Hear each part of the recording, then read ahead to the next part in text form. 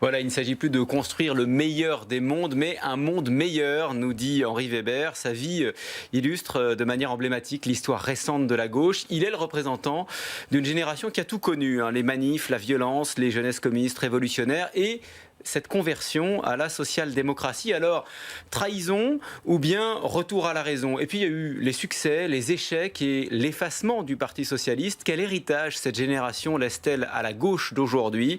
Ce sont quelques-unes des questions que nous allons nous poser après ce film Henri Weber, Le Rouge et la Rose de Fabienne Servan-Schreiber et Patrick Rothman. Et pour cela, j'accueille à présent David Assouline. Bonjour. Bonjour. Vous êtes sénateur socialiste de Paris. Vous avez un parcours qui peut rappeler un peu celui d'Henri Weber. Vous nous en direz plus. Vous avez milité à la LCR avant de rejoindre le Parti socialiste. Avec nous également David Jaïs, bonjour. Bonjour. Vous êtes essayiste, enseignant à Sciences Po. Nous sommes également avec Bruno Cotresse, bonjour. Bonjour. Politologue, vous êtes chercheur au CEVIPOF, également enseignant à Sciences Po. Et Ludivine Bantini, bonjour. Bonjour. Vous êtes historienne, maîtresse de conférences à l'Université de Rouen. Vous avez notamment écrit un article qui a retenu notre attention sur le parcours d'Henri Weber dans la revue Contretemps, revue de critique communiste. Alors, je le disais, c'est un film qui doit beaucoup, sinon tout, à l'épouse d'Henri Weber, Fabienne Servan-Schreiber. David Assouline, vous avez côtoyé Henri Weber. C'était un homme aussi brillant qu'attachant. Oui, vraiment. Toujours souriant. Il disait je préfère être un pessimiste gai qu'un optimiste triste. Et ça résume bien le personnage, parce que, bien entendu, il a vécu les tragédies politiques, mais aussi des tragédies personnelles, et il a toujours été dans des convictions très profondes. Elles n'ont pas été les mêmes, mais c'est bien par conviction qu'à chaque fois il a agi. Et puis il était tout le temps à se marrer, très très attachant. On va parler de ses convictions et de cette évolution. Bruno Cotresse, je parlais d'itinéraire emblématique, ce chemin de la révolution à la social-démocratie. Ils sont nombreux à l'avoir fait dans sa génération. Oui, effectivement, la trajectoire politique d'Henri Weber est tout à fait, on va dire, à la lumière de l'ensemble d'une trajectoire d'une génération qui a évolué, on va dire, au fil des mêmes combats. L'internationalisme, la guerre d'Algérie, mai 68, évidemment, et puis évidemment le grand moment de l'après-1981 et de l'entrée progressive de cette génération aussi dans les cercles du pouvoir et aux côtés du Parti socialiste, puis à l'intérieur du Parti socialiste. Donc un parcours personnel effectivement tout à fait à l'image du parcours de toute une génération. Tous n'ont pas suivi exactement le même parcours qu'Henri Weber, mais nombreux quand même l'ont accompagné. David Jaïs, la tension entre l'idéal et le réel, vous qui avez la trentaine, c'est-à-dire l'âge d'Henri Weber au moment où il a commencé à s'éloigner de la violence, cette tension, elle est inévitable ? Alors, je suis pas sûr que... Alors, il a un peu fait la castagne contre Occident, mais Henri n'était pas un homme violent, et même dans sa jeunesse, il était effectivement trotskiste et pensait que la révolution nécessitait une action violente. Mais moi, je voudrais revenir à ce que vous avez dit dans votre lancement. Vous dites que ça a été un acteur ou un observateur de l'histoire de la gauche. Moi, je crois que ça a été un acteur, un observateur de l'histoire de la France et de l'histoire du monde, parce que il est quand même né d'une famille de juifs polonais aux confins de l'Empire soviétique. Il est arrivé en France tout enfant, au moment où la France se jetait dans la reconstruction. Il a connu effectivement la guerre d'Algérie, mai 68. Donc c'est un de ces observateurs et acteurs privilégiés de toute la seconde moitié du XXe siècle. Et c'est pour ça que son parcours est absolument émouvant et en même temps symbolique, effectivement, de cette deuxième moitié du XXe siècle. Et Ludivine Bantini, je me tourne vers vous qui êtes historienne. Dans le film, on l'entend dire j'ai le sentiment d'avoir participé à l'histoire de France. Il parle notamment de mai 68 à ce moment-là. De fait, il n'exagère pas. Il a été un observateur et il a traversé et même participé à cette histoire. Ah oui, absolument, puisqu'il a été membre du bureau politique de la jeunesse communiste révolutionnaire, de la Ligue communiste révolutionnaire. Il a dirigé le journal Rouge. Il a aussi été un théoricien révolutionnaire dans les années 68-70. Il a écrit plusieurs ouvrages qui étaient importants pour l'époque, notamment une réflexion à chaud sur 68, mai 68, une répétition générale où il espérait toujours une révolution qui suivrait 68. Il a aussi beaucoup réfléchi avec la pensée pensée de Trotsky, la pensée de Rosa Luxembourg sur l'État, la révolution. Il a publié un livre qui s'appelait Marxisme et conscience de classe. Donc c'était un théoricien, un militant et un dirigeant qui se réclamait de la culture révolutionnaire. Moi, la petite nuance que j'exprimerais malgré tout avec ce qui a été dit par rapport à cette génération, c'est que, à mes yeux, il n'est pas forcément représentatif de toute une génération. C'est-à-dire qu'on passe pas comme ça de dirigeants révolutionnaires à membres haut placés du bureau politique, du secrétariat national du Parti socialiste. Il a été directeur des études auprès du premier secrétaire, etc. Il a été sénateur, comme on le sait. Donc, c'est pas absolument représentatif de l'évolution de cette génération, parce que beaucoup, ça a été bien démontré aussi bien historiquement que sociologiquement, beaucoup de membres de cette génération sont quant à eux restés quand même fidèles à un espoir, sinon de révolution, du moins de justice sociale, changement profond. Là, il faudra revenir peut-être aussi sur ce qui, dans le film comme dans le débat, peut apparaître comme problématique sur la définition de la social-démocratie. Je ne suis pas tout à fait sûre que le Parti socialiste des années 90-2000 soit un représentatif de la social-démocratie d'un point de vue historique. Donc, social-libéralisme, ce qui évidemment est tout à fait différent. Peut-être un point de désaccord d'ailleurs sur ce point-là, David Assouline, avec ce que vient de dire Ludivine Bantini. Pas seulement avec elle, c'est-à-dire que sur le symbole d'une génération et de son itinéraire, moi je ne suis pas complètement de cette génération, puisque moi, disons, je vais être un leader étudiant, etc., dans les années 80, et c'est le mouvement de 86, et on disait... à ce moment-là, 68 c'est vieux, 86 c'est mieux. Et pourquoi je dis ça ? Parce que ma génération a plutôt vécu le fait que la génération de 68, mais pas incarnée par Henri Weber, voulait rester l'éternelle génération qui représente les jeunes, même quand ils étaient devenus très vieux. Et en général, beaucoup de ceux qui ont émergé dans cette génération ont plutôt suivi des itinéraires de dirigeants, voire de dirigeants d'entreprise, et n'ont pas continué du tout sur les mêmes idéaux.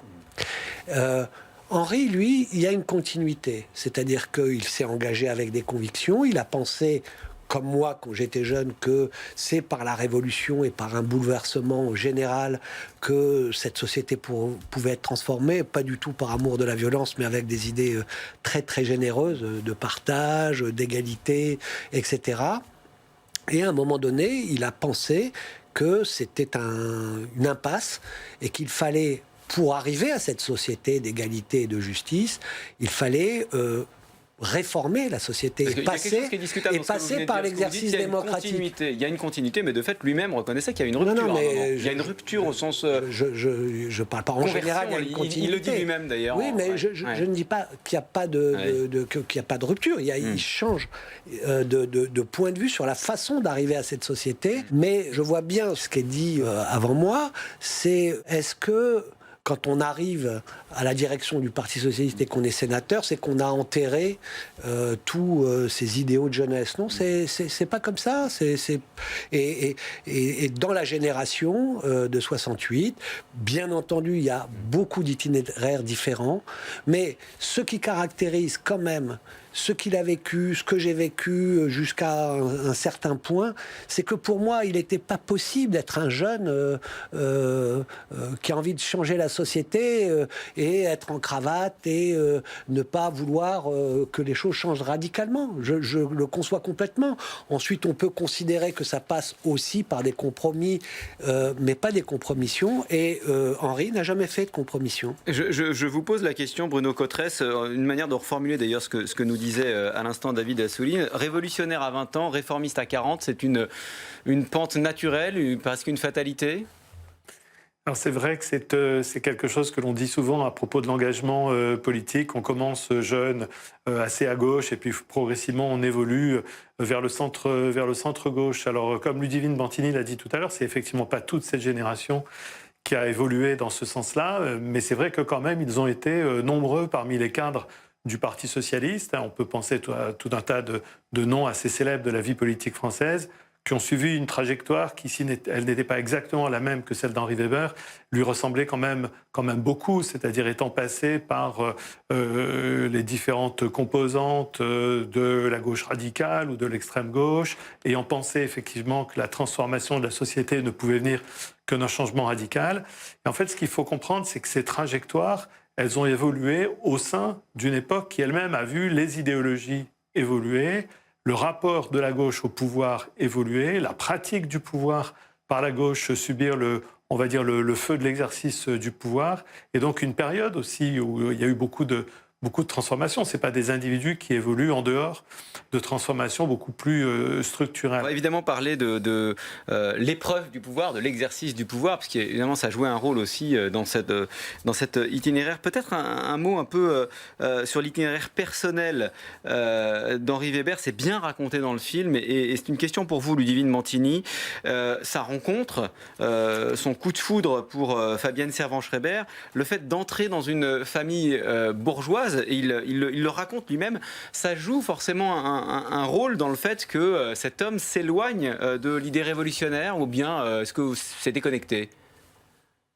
Non, je pense que vous avez en partie raison, mais moi je ne veux pas du tout faire une analyse qui serait psychosociale de la trajectoire d'Henri Weber. Il est certain que quand on fréquente les milieux de la grande bourgeoisie à laquelle il s'était opposé politiquement pendant toute, non pas seulement sa jeunesse, mais aussi une partie de la maturité de sa trajectoire, bon, on évolue dans le regard qu'on porte sur les rapports sociaux, sur les rapports de force au sein de la société. Donc ça, c'est une évidence, ce qui fait que on finit par se marier aux Fouquettes. Bon, et ça, je veux revenir quand même, parce que sur la question de la génération, j'entends beaucoup parler d'une évolution qui serait comme une pente naturelle pour cette génération. Il faut quand même se rappeler que, par exemple, en 1968, c'est une grève générale, et Henri Weber l'a suffisamment souligné et analysé après y avoir participé. Il y a 10 millions de personnes qui participent à cette grève générale. Bon, et donc sur ces 10 millions, il y en a quand même très peu qui deviennent des sénateurs du Parti socialiste. Donc ça, c'est vraiment très important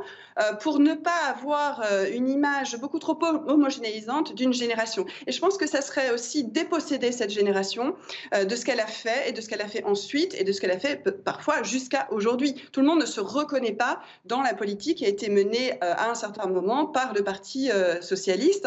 Et c'est pour ça que moi j'aurais aussi une autre nuance, pas seulement sur la notion de génération, mais sur la notion de réformisme. Parce que là, on dit beaucoup, il est passé de la révolution à la réforme. Mais il me semble que, en fait, le mot réforme, il a toujours désigné des avancées sociales, en termes de justice sociale, en termes d'émancipation, en termes d'égalité. Mais quand on voit les réformes qui ont été menées depuis maintenant même plusieurs décennies, beaucoup les appellent des contre-réformes, parce que quand on met en cause le système de retraite, le code du travail, l'assurance chômage, par exemple, il ne s'agit pas de réformes qui peuvent apparaître comme progressistes. Donc, je pense que la rupture majeure, elle s'est opérée par rapport à quelque chose qui a toujours animé Henri Weber, comme un certain nombre de ceux qui espéraient en la révolution ou dans une réforme véritable du rapport au capitalisme, c'est justement le capitalisme. Il était profondément anticapitaliste pendant des années et des années. Et ensuite, non seulement il a estimé que finalement un compromis était possible au sein du capitalisme, mais qu'il fallait aussi l'encourager. C'est le tournant qui n'est pas seulement celui de 83, mais qui a commencé un peu avant et qui ensuite a structuré la politique menée. Alors il y a manifestement un point de désaccord, et ça va être très intéressant d'entendre notamment David Assouline, mais pas seulement sur ces questions-là. Je vous propose, pour avancer justement, parce que tout ça a quelque chose à voir avec la gauche au pouvoir, je le disais tout à l'heure, à l'épreuve du pouvoir, et on va parler de ça maintenant. Juste avant, je voudrais qu'on regarde ce passage. C'est un moment important du film, un des moments clés de la vie d'Henri Weber, ce moment où il raconte pourquoi, comment il renonce à la violence. L'idée qu'il fallait recourir à la violence pour transformer la société était une idée assez répandue. J'ai renoncé en tous les cas à la violence comme méthode d'action. Mais ça, c'est lourd d'implications. Quand on renonce à la violence comme méthode, ça signifie qu'on choisit le compromis comme méthode. Voilà, le compromis comme méthode, le mot a été utilisé à l'instant aussi par Ludivine Bantini. Il y avait manifestement un point de désaccord entre vous, en tout cas sur ce point-là, David Assouline, et puis après je vous donnerai la parole. Non, je veux dire d'abord, bon, le point de départ, il y avait 10 millions de grévistes en 68 et il y a une petite minorité qui est devenue sénateur socialiste. C'est presque ridicule, parce que les 10 millions d'ouvriers, je pense qu'ils n'ont pas voté pour la LCR ensuite, et ils ont voté pour les socialistes pour qu'ils arrivent au pouvoir. Et aujourd'hui, donc c'est quand même ça que cette génération de 68 a permis, à un moment donné, de faire qu'en 1981, il n'y ait pas des contre-réformes, mais des réformes qui, peut-être pour mon interlocutrice ne veulent pas dire grand-chose, mais pour les ouvriers, c'était des gains de vie, tout simplement. Quand on a la retraite à 60 ans, et que, en général, quand on partait à 65 ans et qu'on était mineur, on mourait quelques mois après, c'était un bonheur absolu. Et j'en passe. Hein, je ne vais pas aller sur les réformes sociétales, pleines de morts ou d'autres, mais je parle bien du social pour les ouvriers. Et quand on a eu les 35 heures, et quand on a eu la CMU, etc., tout ça, c'est la gauche et la génération de Henri. Et Henri n'est pas de ceux qui, justement, ont changé d'idée parce qu'il briguait ou un Marocain, un ministère, avec le poids qu'il avait au Parti socialiste. Remarquez qu'il n'a pas été ministre, malgré le fait que des dizaines de sa génération l'ont été, avec moins, de force. Et il n'a pas fait, comme beaucoup de sa génération, qui avaient des talents incroyables, des affaires. Il n'a pas fait du pognon, comme on dit. Donc, je ne veux pas qu'on vulgarise ses itinéraires. Oui, en gros, c'est pas quelqu'un qui a trahi son idéal. C'est quelqu'un qui a considéré qu'il y avait d'autres chemins pour l'atteindre, et on peut le contester, on peut dire que non, il s'est trompé, la preuve que et tout ça, mais en tous les cas, lui, il n'a justement, quand il a bougé jusqu'à la fin de sa vie, il n'a jamais dit du mal de sa propre jeunesse et de son propre engagement. Il n'a jamais fustigé cela, comme les nouveaux convertis qui souvent brûlent ce qu'ils ont aimé la veille. Alors, et ça, je veux lui rendre hommage aussi pour ça. C'est important de vous entendre là-dessus, David Jaïs, parce que vous qui ambitionnez à la place qui est la vôtre de régénérer, même idéologiquement, la politique aujourd'hui, quand vous regardez cet itinéraire et que vous entendez, comme dans le film Henri Weber, dire voilà, est-ce qu'on n'a pas pris nos désirs pour des réalités ? Est-ce que finalement, à un moment, être idéaliste, c'est bien, mais il y a un moment où il faut exercer le pouvoir. Vous êtes obligé de prendre tout ça en compte. Qu'est-ce que ça vous inspire ? Il a, au fond, été pris dans des forces qui nous dépassent tous, c'est-à-dire le désenchantement d'un certain nombre d'idéaux. Vous savez, les années 60, c'est à la fois le climax de l'espérance révolutionnaire. 1968, effectivement, Ludivine Bantini le disait, 10 millions de personnes qui débrayent au plus fort du mois de mai, mais c'est aussi le début du désenchantement, c'est le début de la déchristianisation, c'est le début du reflux de l'influence du Parti communiste. Donc c'est le début, au fond, du désenchantement de ces grandes matrices collectives, en quelque sorte. Et très vite, on va avoir la génération fric, l'individualisme, le néolibéralisme. Et ça, c'est des forces, en quelque sorte, qui nous dépassent tous. Et donc, je pense que de ce point de vue-là, moi, ce qui m'intéresse dans la trajectoire d'Henri Weber, c'est les éléments de continuité par-delà, effectivement, les changements idéologiques qui sont liés aussi aux époques. Et je crois que dans ces éléments de continuité, c'est important qu'on le dise, il y a ce souci de toujours lier la pensée et l'action, de toujours théoriser, de toujours réfléchir à ce qu'il faisait, et en même temps de ne pas être un penseur hors sol, cloîtré dans son université. Ce que vous dites, c'est qu'il illustre en tout cas des mouvements qui le dépassaient, des mouvements historiques qui de toute façon se seraient produits. Ça certainement, mais au-delà de ça, c'est quelqu'un qui en réalité avait une très haute idée de la politique et voulait toujours penser ce qu'il faisait, contrairement à tant d'autres politiques, effectivement, dont certains ont été ministres, premiers ministres, voire présidents, qui n'ont absolument aucune idée sur rien et qui sont obsédés par la communication. Et de ce point de vue, c'était quelqu'un de rare. Bruno Cotresse, l'histoire de la gauche telle qu'on est en train de la tracer au travers de cette figure d'Henri Weber, c'est quelque chose qu'on retrouve dans d'autres pays, hein, évidemment. Ce mouvement qui mène à l'exercice du pouvoir puis à la désillusion, c'est quelque chose qu'on observe ailleurs. Oui, bien sûr, c'est quelque chose qu'on a observé dans très nombreuses démocraties, l'évolution de ce qu'on a appelé la social-démocratie, mais aussi l'évolution du communisme en Europe. Henri Weber était extrêmement intéressé par tout ce qui avait touché à ce qu'on appelait à un moment donné l'eurocommunisme, les évolutions des partis communistes italiens, espagnols qu'il regardait avec beaucoup d'attention. Et effectivement, ce sont des évolutions qu'on a vues dans l'ensemble de la gauche, des composantes de la gauche, des communismes en Europe et des social-démocraties en Europe. Ça n'est nullement un phénomène français. Et je partage ce qui vient d'être dit. C'était au fond des évolutions structurelles de nos sociétés qui ont dépassé très largement les témoins et les acteurs politiques. Et ils se sont plutôt, eux, on va dire, fondus dans ce tableau, adaptés. Ils ont essayé de maintenir l'idéal de la transformation et de la justice sociale dans un monde qui était un monde en train de s'ouvrir. Au fond, le début des années 80, effectivement, le moment où la gauche arrive au pouvoir en France, c'est plutôt le point haut, hein, on va dire, de cette trajectoire.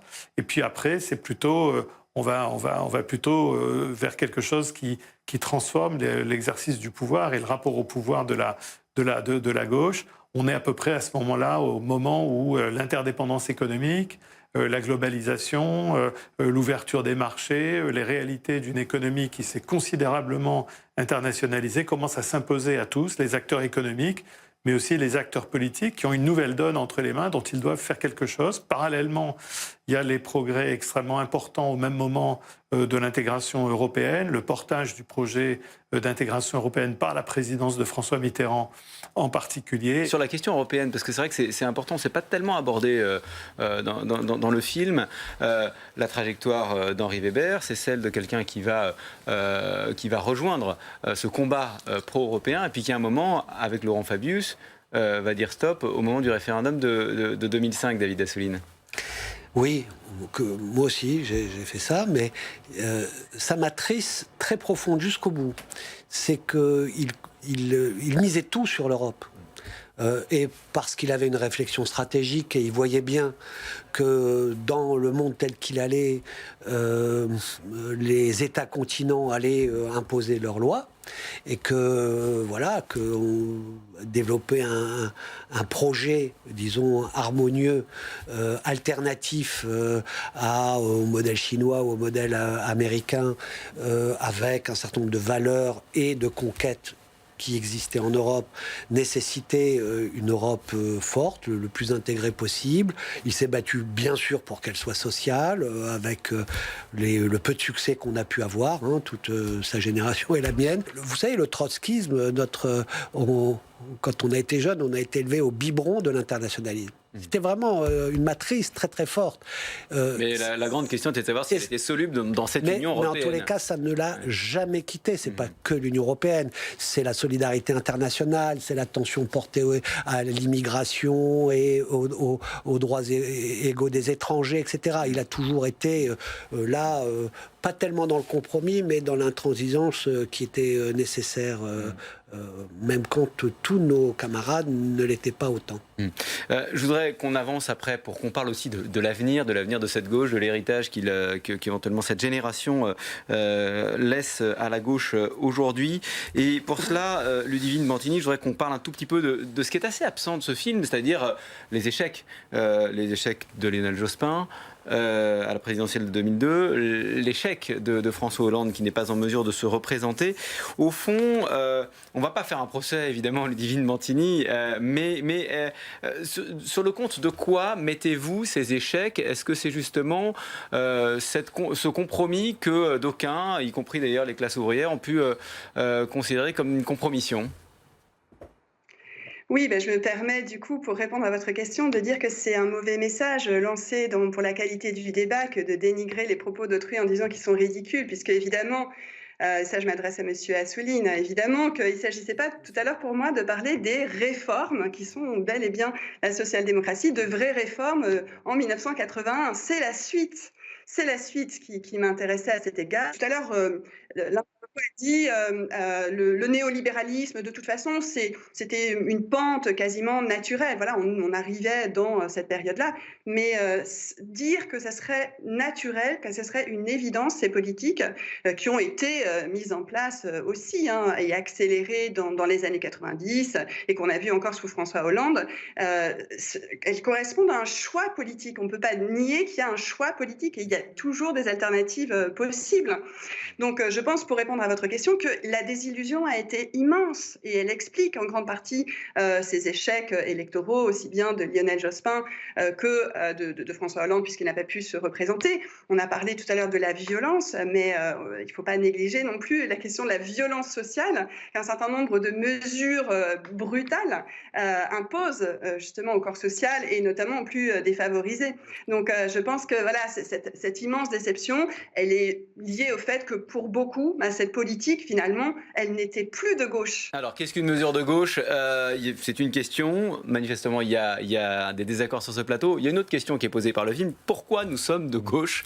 C'est une question qui est posée par les enfants d'Henri Weber à leur père. C'est l'un des moments intéressants de ce film. Je voudrais qu'on le regarde pour qu'on parle ensuite de l'avenir et puis de l'héritage, justement, de personnalités comme Henri Weber pour la gauche d'aujourd'hui. Regardez. Sur le ton de la conversation familiale, vous expliquez à vos deux filles ce qu'est la gauche par rapport à la droite et la droite par rapport à la gauche. Alors d'abord, est-ce qu'après après cette conversation, encore une fois sur un ton très familial, vos deux filles sont maintenant résolument de gauche ou si tout de suite après elles sont passées à droite ? Qu'est-ce qui s'est passé ?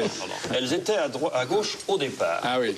La question qu'elles m'ont posée, donc dans ce voyage automobile vers ma bonne ville de Dieppe, c'est « Dis papa, pourquoi sommes-nous de gauche ?» Nous avons été capables de transmettre à la génération qui a suivi, aux générations qui ont suivi, les valeurs qui étaient les nôtres. Elles restent fondamentalement attachées à la démocratie, aux valeurs d'égalité, aux valeurs de liberté, aux valeurs de solidarité, de fraternité. Voilà, deux petits extraits qu'on a repris de ce film qui illustrent bien ce qu'Henri Weber souhaitait transmettre. Peut-être d'ailleurs fait-il preuve d'un peu d'optimisme, David Jayes, quand il dit « Nous avons réussi à transmettre aux générations les valeurs et la foi en la démocratie ». D'abord, je voudrais lui rendre hommage aussi pour ça, parce qu'on avait beaucoup de points de désaccord, mais on aimait en discuter longuement, et c'était quelqu'un qui aimait énormément partager, en particulier vis-à-vis des jeunes générations. C'est suffisamment rare dans cette génération de 68ards qui a coupé les liens avec la génération des pères et des mères, qui a un peu largué les amarres et qui a eu du mal en quelque sorte à se mettre dans une posture de transmission pour être souligné. Il y a très peu de grandes figures comme ça, moi j'en connais beaucoup. Je disais, il y a eu beaucoup d'influence en fait. Mais surtout, pardonnez-moi, mais il y a très peu de personnalités issues de mai 68 qui sont dans cette générosité, cette transmission vis-à-vis des générations suivantes. Il y a eu un côté en 1968 chez certains leaders, après moi le déluge. Puisque le côté un peu individualiste aussi. Totalement. Et Henri Weber, c'était quelqu'un qui avait l'esprit de famille, à la fois parce qu'il était un formidable mari, un formidable père, mais aussi quelqu'un qui avait cet esprit de partage, de transmission généreuse. Et ça, c'était un créateur d'intelligence collective. C'est suffisamment rare pour être souligné. Sur la question que vous posez, je pense qu'au fond, il n'a pas eu de chance, mais comme beaucoup de gens qui ont traversé cette deuxième moitié du XXe siècle, parce qu'il a épousé tour à tour deux grandes matrices idéologiques qui se sont effondrées l'une après l'autre. C'est-à-dire qu'au fond, le communisme révolutionnaire s'est effondré. Mai 68 a constitué à la fois l'apogée et puis le début d'un déclin. On a vu dans les années 1970 que les différents mouvements trotskistes, maoïstes, etc. sont devenus, ils ont été réduits à la quasi-insignifiance.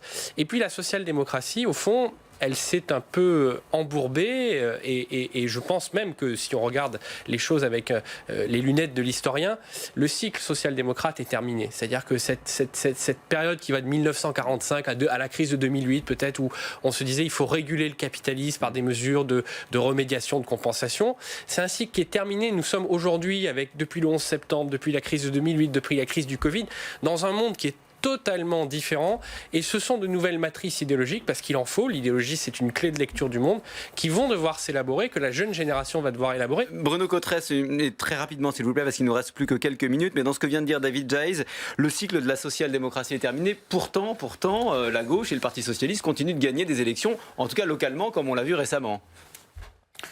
Oui, effectivement, ça montre que les clivages politiques, le clivage entre la gauche et la droite, ce sont des constructions mentales, des visions du monde, des manières de penser le monde qui sont incroyablement résistantes et résilientes. On n'abat pas un clivage politique par une victoire électorale. Et c'est vrai que ce sont des façons de se représenter le monde qui se sont construites progressivement sur des décennies. Vraiment des décennies. C'est suffisant pour rebâtir un projet politique qui, nationalement, pourrait convaincre ? Alors, ce qui est vraiment intéressant, c'est qu'on voit qu'au niveau des valeurs politiques, il continue d'exister des visions très contrastées, effectivement.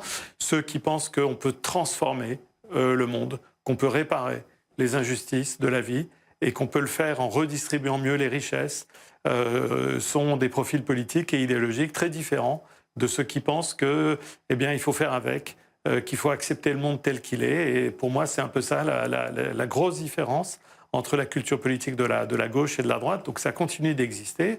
Alors est-ce que c'est suffisant de réactiver cela pour ressourcer, pour redynamiser, pour faire renaître un projet qui soit un projet de gauche unissant les différentes composantes de la gauche, parce que c'est une des difficultés aujourd'hui. Et aujourd'hui, il manque sans aucun doute quelque chose qui soit de l'ordre de l'étincelle d'une personnalité qui a le talent, qui a la possibilité de parler aux différentes composantes de la gauche. Et ça, c'est une condition absolument sine qua non d'une victoire électorale. Mais il n'y a pas de raison de penser que ça ne puisse pas arriver.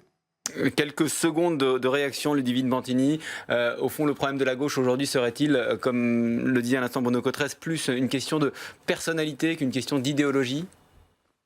Bon, certainement pas, certainement pas. Mais c'est vrai que j'ai pas cette conception qu'on entend ici de la personnalisation du rapport à la chose politique, comme quand on entend que en 68, voilà, les leaders sont devenus individualistes, etc. Enfin, voilà, encore une fois, ce sont des millions de personnes et c'est pareil pour les forces politiques aujourd'hui. C'est vrai que le candidat du Parti socialiste à la dernière élection présidentielle, ben justement, il a fait un score relativement insignifiant pour reprendre la formule qui a été utilisée. Ça montre que c'est pas une question de personnalité, c'est vraiment une question de projet. Et quand on perçoit plus vraiment une force émancipatrice dans un projet d'un parti où on trouve aussi bien un Benoît Hamon qu'un Manuel Valls, voilà, il faut considérer que ce parti n'a plus véritablement lieu d'être et ne peut plus forcément se situer comme si ça allait de soi à la gauche de l'échiquier politique. À la gauche de l'échiquier politique, il y a d'autres forces qui sont qui ont un autre essor et il faut en prendre acte aussi. Il y a évidemment des désaccords et on ne va pas relancer le débat maintenant, mais David Assouline, un mot de conclusion, parce qu'on a commencé par Henri Weber, il faut finir par Henri Weber, et peut-être dire, de votre point de vue, c'est quand même de votre point de vue, sur l'avenir de la gauche et du Parti socialiste. Mais précisément, j'allais vous poser la question de la manière suivante. Henri Weber, aujourd'hui, pour le Parti socialiste et pour son avenir, reste-t-il à vos yeux un exemple ou un contre-exemple? Autrement dit, voilà, en quoi peut-il aujourd'hui vous aider, vous qui souhaitez que le Parti socialiste ait un avenir? Et s'il vous plaît, rapidement. Je vais faire le lien avec la question que vous avez posée avant, quand même, parce que justement, encore, madame, le Parti socialiste aujourd'hui n'a ni Manuel Valls ni Benoît Hamon en son sein. Il y a des militants par dizaines de milliers qui ont décidé en 2017 de reconstruire et de continuer cette histoire du parti de Jaurès avec beaucoup d'abnégation et de conviction, en partant effectivement d'un champ presque de ruines. Et tout le monde, à gauche, à notre gauche et à notre droite, on prédit notre disparition. Vous avez remarqué qu'on n'a pas disparu. Et vous allez le remarquer aussi dans cette élection centrale où les forces politiques doivent s'affirmer et donner une perspective au pays avec la présidentielle, que ce ne sera pas le cas. Il y a des passeurs pour cela. Et Henri Weber en fait partie. Et Henri Weber, parce qu'il faut conclure sur lui, ça a été ça. Et je pense que c'est ce type de dirigeants politiques dont on a besoin aujourd'hui, qui transmettent une histoire qui nous dépasse. Et l'histoire du socialisme, elle nous dépasse et elle a bouleversé ce pays dans le sens de l'égalité et du progrès. Et c'est avec cet espace politique que les transformations continueront et la régulation aujourd'hui du capitalisme et la lutte pour l'égalité et la solidarité, c'est pas derrière nous. Il a pris des nouvelles formes d'exploitation, mais voilà, il y en a qui ont dit ni de gauche ni de droite, et ces élections, comme les prochaines, montreront que ce clivage, il est bien encore là. Merci beaucoup. Merci David Assouline. Merci à tous les quatre. Il y a eu des désaccords qui se sont exprimés et c'est très bien. Je renvoie à deux de vos livres, Ludivine Bantini, Révolution, paru aux éditions Alamosa. Et puis ce titre que j'aime beaucoup, 1968, de Grand Soir en Petit Matin, paru au Seuil en 2018. Je renvoie aussi à votre ouvrage Slow Démocratie, David Jayes, et puis aussi à ce manifeste pour une échelle humaine que vous signez, David Jayes, avec le collectif des 40. C'est paru aux éditions Bouquin il y a quelques semaines. Merci à toutes et à tous de votre fidélité à Public Sénat.